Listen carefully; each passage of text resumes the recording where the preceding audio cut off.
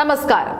CMRL Exalogic മാസപ്പടി കേസിൽ കേന്ദ്ര ഏജൻസിയായ EDയുടെ അന്വേഷണം മുന്നേ സ്വന്തം ക്യാപ്റ്റനിലേക്കും മരുമകനിലേക്കും നീളുന്നുവെന്ന് ഉറപ്പായതോടെ സാധാരണക്കാരെ കേൾപ്പിച്ചു മടുപ്പിക്കുന്ന താത്വിക ന്യായീകരണങ്ങളുമായി CPM സംസ്ഥാന സെക്രട്ടറി MV ഗോവിന്ദൻ വീണ്ടും രംഗത്തിറങ്ങിയിട്ടുണ്ട്. കേസ് വരാൻ കാരണം പിണറായി വിജയന്റെ മകൾ വീണ വിജയൻ ആയതുകൊണ്ടാണെന്നും ലക്ഷ്യം സാക്ഷാൽ പിണറായി വിജയൻ തന്നെയാണെന്നുമാണ് MV ഗോവിന്ദന്റെ പുതിയ കണ്ടുപിടുത്തം.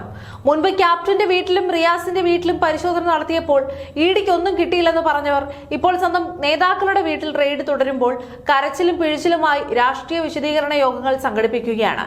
എക്സാലോജിക് എന്ന കമ്പനിയിൽ ഒന്നും കണ്ടെത്താൻ കഴിഞ്ഞിട്ടില്ലെന്ന് കണ്ടപ്പോഴാണ് ED മറ്റു നേതാക്കൾക്കെതിരെ തിരിഞ്ഞതെന്നും ഹവാല ഇടപാട് നടന്നു എന്നതൊക്കെ ED വെറുതെ ഉണ്ടാക്കിയ കഥകളാണെന്നുമാണ് സംസ്ഥാന സെക്രട്ടറി തട്ടിവിടുന്നത്.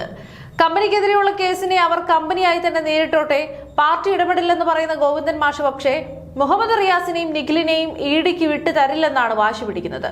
മുഖ്യമന്ത്രിയുടെ കുടുംബത്തിനു വേണ്ടി പാർട്ടിയെയും അണികളെയും കേടായ കവചമാക്കി മാറ്റാൻ ശ്രമിക്കുന്ന ഇതിലും വലിയൊരു തമാശ വേറെ കാണാൻ കിട്ടില്ല.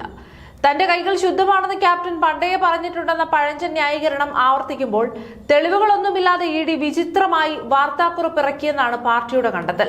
ED അന്വേഷിക്കുന്ന കേസുകളിൽ ഭൂരിഭാഗവും പ്രതിപക്ഷ നേതാക്കൾക്കെതിരെയാണെന്നും BJP ഓഫീസിലേക്ക് ചാക്കിൽ കെട്ടി പണം കൊണ്ടുവന്ന കേസോ കൊടകര കുഴൽപ്പണക്കേസോ അന്വേഷിക്കാൻ EDക്ക് താല്പര്യമില്ലെന്നും പറഞ്ഞ് വിഷയം തിരിച്ചുവിടാനാണ് ഗോവിന്ദൻ മാഷ് കിണഞ്ഞു പരിശ്രമിക്കുന്നത്.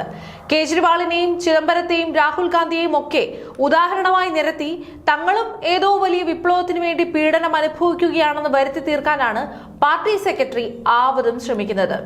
ആസം ബംഗാൾ മുഖ്യമന്ത്രിമാരുടെ കേസ് BJPയിൽ ചേർന്നപ്പോൾ ഇല്ലാതായതുപോലെ തങ്ങൾ കീഴടങ്ങാൻ തയ്യാറാകാത്തതുകൊണ്ടാണ് ഈ പ്രശ്നങ്ങളൊക്കെ ഉണ്ടാകുന്നതത്രേ.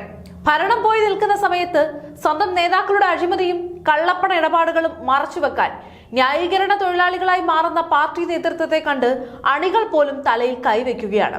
ഒരു സേവനവും ചെയ്യാതെ സ്വകാര്യ കമ്പനിയിൽ നിന്നും ലക്ഷങ്ങൾ മാസം തോറും വാങ്ങിക്കൂട്ടി എക്സാലോജിക് ഇടപാടിനെ ന്യായീകരിക്കാൻ CPM കാണിക്കുന്ന ഈ ഒരു നെട്ടോട്ടം ജനങ്ങൾ കൃത്യമായി കാണുന്നുണ്ട്.